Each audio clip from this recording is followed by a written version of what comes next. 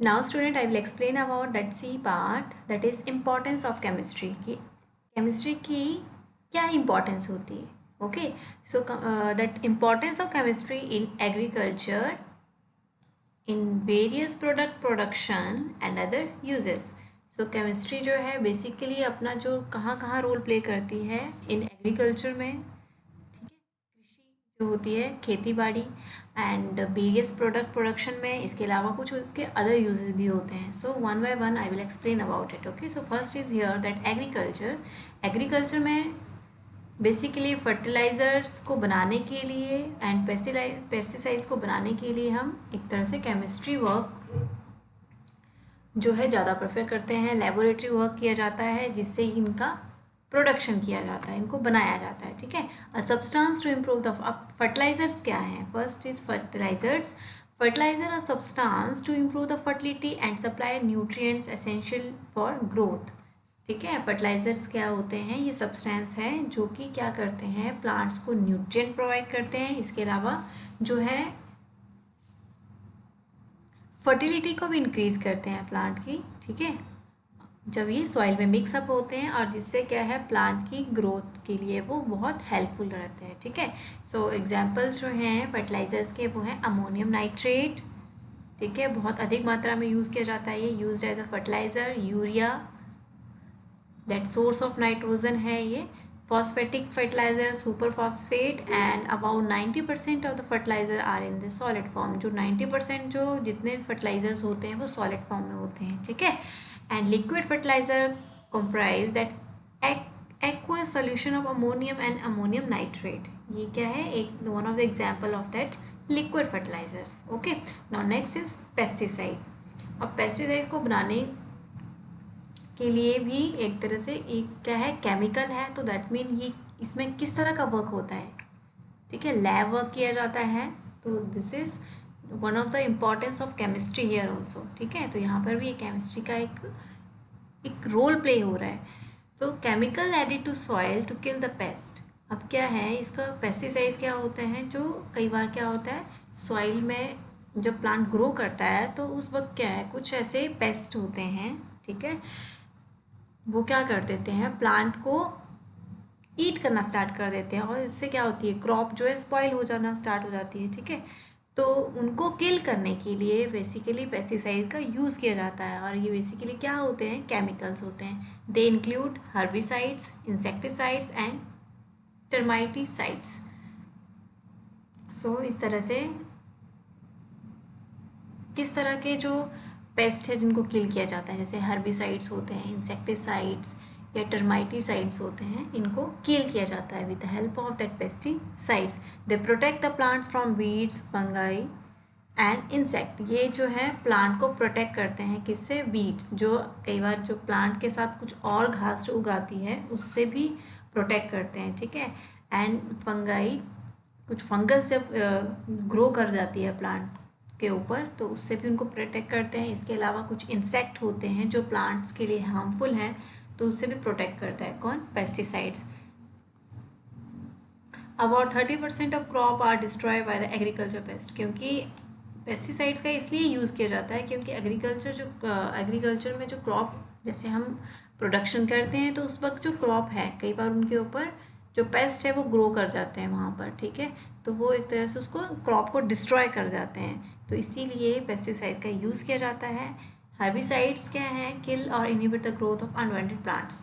Herbicides क्या, basically इनका use किया, हर्बिसाइड मीन हर्ब से रिलेटेड, प्लांट्स रिलेटेड. तो ये कुछ ऐसे प्लांट्स होते हैं जो अनवांटेड होते हैं जो कि क्रॉप के साथ उग आते हैं. ठीक है, तो उनको किल करने के लिए इनका यूज़ किया जाता है. इंसेक्टिसाइड्स जो होते हैं डिस्ट्रॉय इंसेक्ट, जो कुछ हार्मफुल इंसेक्ट है जो कि क्रॉप को क्या कर रहे हैं, डिस्ट्रॉय कर रहे हैं. ठीक है, तो उनको किल करने के लिए इंसेक्टिसाइड का यूज़ किया जाता है.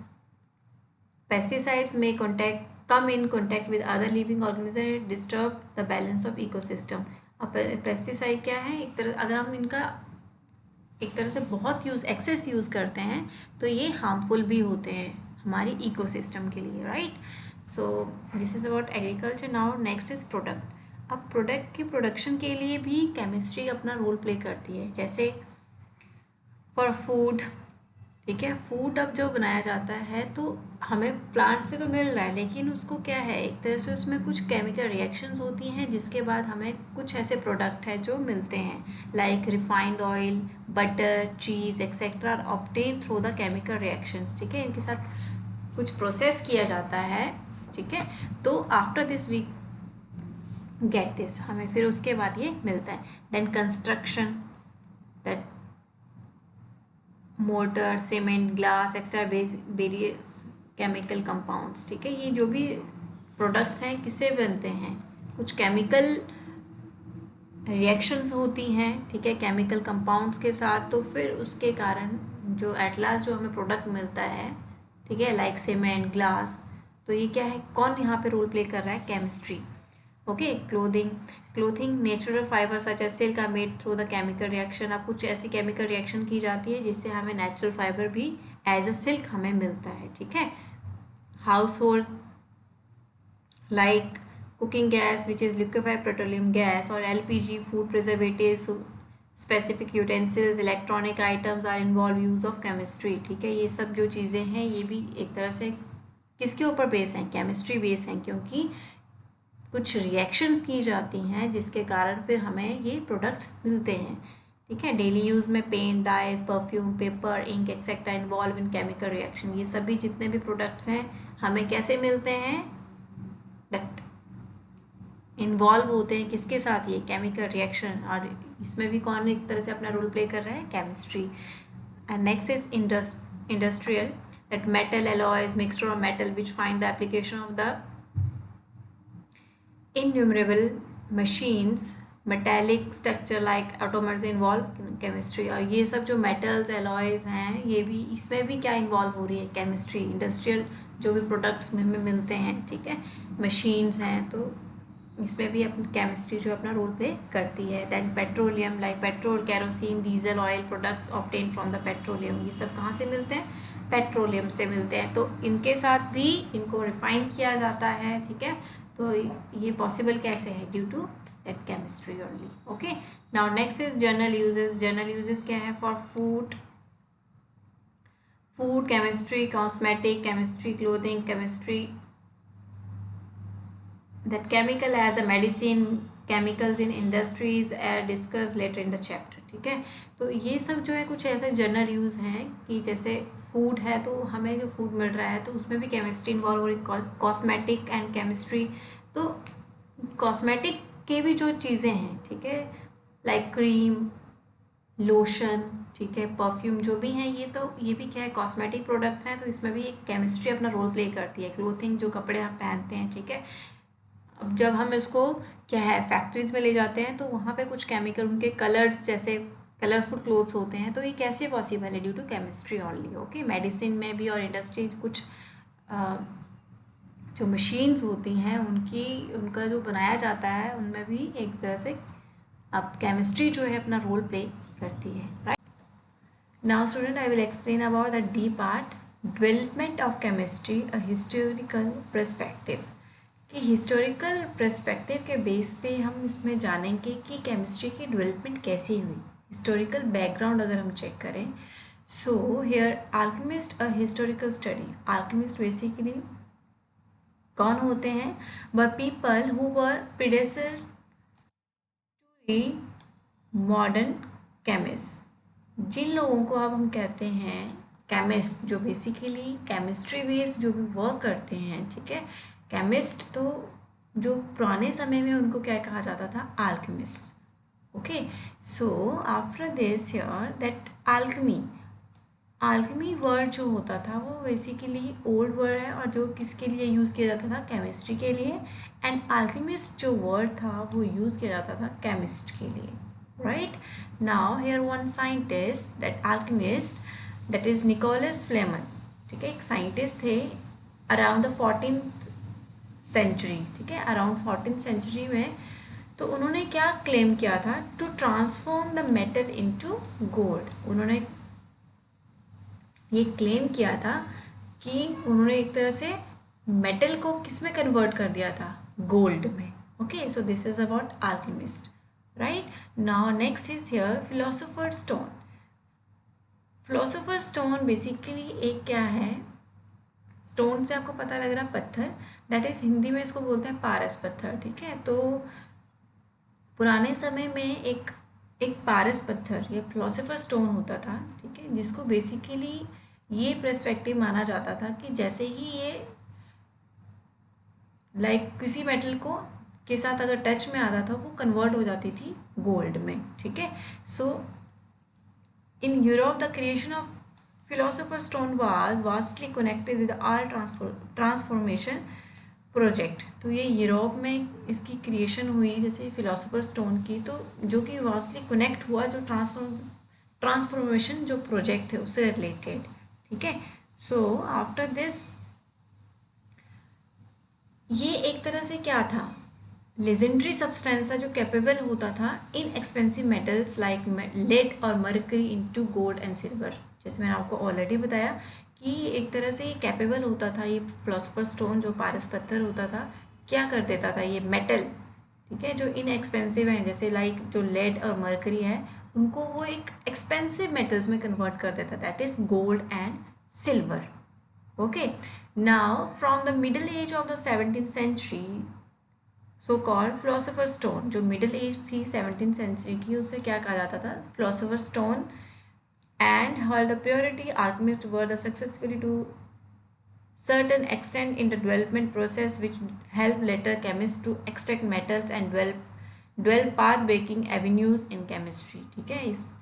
और इसमें इस मिड एज में क्या किया गया 17th सेंचुरी में, बेसिकली जो आल्केमिस्ट थे उन्होंने वेरियस काइंड की डेवलपमेंट प्रोसेसेस किए और जो कि एक तरह से हेल्पफुल हुए for the later for chemist to extract the metal and development path breaking avenue in chemistry, ठीक है, कुछ मेटल को एक्सट्रैक्ट करने के लिए और केमिस्ट्री वर्ल्ड में एक तरह से न्यू प्रोसेस या न्यू प्रोग्रेस को लाने के लिए, ठीक है।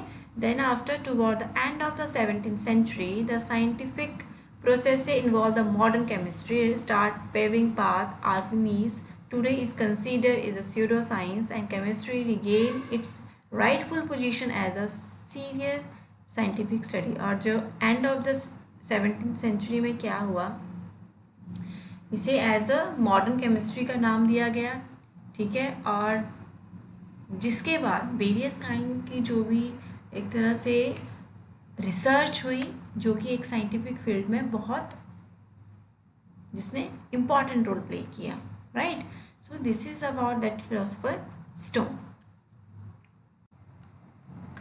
Now here that notable chemist and scientist and there contribution. यहाँ पे कुछ साइंटिस्ट के नाम दिए गए हैं, ठीक है, जिन्होंने अपने कंट्रीब्यूशन दिया है इस केमिस्ट्री में कुछ साइंटिफिक स्टडी करके, right. So first is the Dmitri Mendeleev. ये मेंडलीव हैं, साइंटिस्ट हैं, इनके was a Russian scientist born in 1834। He formulated the periodic table of elements, ठीक है। इन्होंने किसकी डिस्कवर की थी, periodic table of element, right. और he systematically arrange the dozen of the non element by the atomic weight could even the predict the properties still unknown elements। और इन्होंने जो डजन ऑफ द एलिमेंट्स हैं उनको एक systematic way में atomic weight के according उनको systematic arrange किया था। तो if someone will ask you that is who discover the periodic table of element, तो मेंडलीव, ओके, इस साइंटिस्ट का नेम है। Now next is Antoine Lavoisier. Antoine Lavoisier was a French scientist, ये भी French scientist है, born in the 1743। He recognized the name oxygen in the 1778, later hydrogen in 1783। इन्होंने oxygen and hydrogen को recognise किया था, ठीक है। और he wrote the first extensive list of elements and helped to reform the chemical nomenclature। और इसके साथ उन्होंने first extensive list of elements को भी डिस्कवर किया था, उनके बारे में लिखा था, एंड जो कि हेल्पफुल हुई थी किसके लिए, केमिकल नोमेनक्लेचर में, उनके नेमिंग के लिए, राइट। इसीलिए इनको क्या कहते हैं, दैट इन्होंने जो डिस्कवरी की थी that is on element that is oxygen, okay. Now next is John Dalton. अब डाल्टन जो हैं ये भी साइंटिस्ट हैं, English scientist, born in 1766. He compiled his theory, the Dalton atomic theory, in 1803. ठीक है, उन्होंने क्या है डाल्टन एटॉमिक थ्योरी को डिस्कवर किया था. And main postulates of the Dalton atomic theory are that matter consists of particles that atoms which is the individual cannot be created or destroy. इन्होंने क्या कहा था, मैटर जो है किससे मिलकर बना होता है, एटम से, और वो इंडिविजुअली रहता है एंड ना तो हम उसको क्रिएट कर सकते हैं ना तो डिस्ट्रॉय कर सकते हैं. ठीक है, तो ये उन्होंने डाल्टन थ्योरी किसने दी थी, जॉन डाल्टन ने. ठीक है, now next some other chemist are that Van Helmont. इन्होंने डिस्कवरी की थी carbon dioxide on heating charcoal in air. Okay, then Glauber the first prepare the hydrogen chloride gas. उन्होंने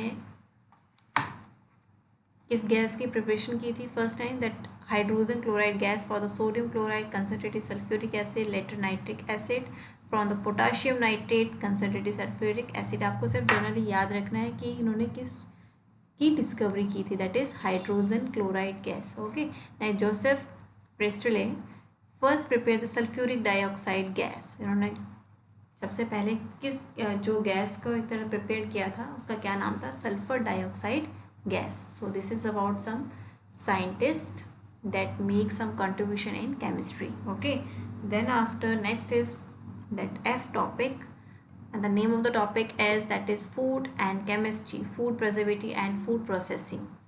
कि food preservative क्या है, कि हम देखो हम घर पे कुछ भी खाना बनाते हैं, ठीक है, तो हमें क्या है विद इन सेम डे उसको फिनिश करना पड़ता है, नहीं तो वो स्पॉइल हो जाता है, ख़राब हो जाता है. लेकिन कुछ ऐसे भी फूड होते हैं जिनको हम प्रिजर्व करके रख सकते हैं और हमें मतलब कुछ टाइम तक उनको मतलब सेफली रख सकते हैं और हम उनको ईट कर सकते हैं. बट वो सेफली कैसे रह सकते हैं, उनके अंदर ऐसा क्या मिक्स किया जाता है जो कि उस फूड को सेफ रखता है, स्पॉइल होने से बचाता है. ठीक है, सो दैट कि उसमें जो माइक्रोब्स हैं वो ग्रो नहीं कर पाएँ.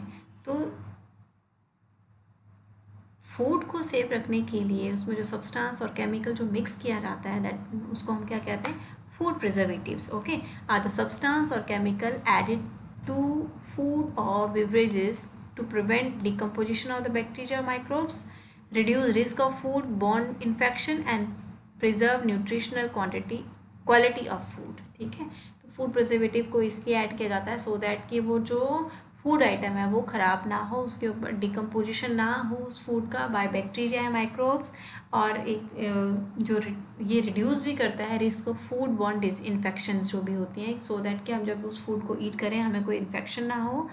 एंड इसके अलावा जो फूड की क्वालिटी होती है, न्यूट्रिशनल क्वालिटी, उसको भी एक तरह से प्रिजर्व करके रखता है. अब टाइप्स ऑफ प्रिजर्वेटिव्स कौन कौन से प्रिजर्वेटिव्स हैं जो फूड आइटम्स में डाले जाते हैं. First is here that benzoic acid जो कि जैम, पिकल, कार्बोनेटेड ड्रिंक्स में डाले जाता है. ठीक है, बेंजोइक एसिड प्रिजर्वेटिव का नाम है ये. नाइट्रेट का यूज़ किया जाता है मीट प्रोडक्ट में. ओके, एंड सल्फर कंपाउंड का यूज़ किया जाता है बेवरेजेस एंड वाइन में. तो this is about the preservative and food item जिसमें ये प्रिजर्वेटिव्स जो हैं ऐड किए जाते हैं. Okay, now food processing. Food processing क्या है, इन्वॉल्व द फिजिकल और केमिकल प्रोसेस टू ट्रांसफॉर्म और change the raw ingredients in food into easy usable form और food available in market. Food processing क्या होता है कि जो रॉ इंग्रेडिएंट्स होते हैं हमारे पास, ठीक है, उनको हम क्या करते हैं, उनका यूज़ करके उनमें कुछ चेंजेस लाते हैं by chemical and physical process, और फिर उसको हम एज अ फूड मार्केट में लेके जाते हैं सो दैट हम उनको ईट कर सकें. ठीक है, तो फूड प्रोसेसिंग क्या है, जिसमें रॉ मटेरियल को कन्वर्ट किया जाता है मार्केटेबल फूड प्रोडक्ट में. ठीक है,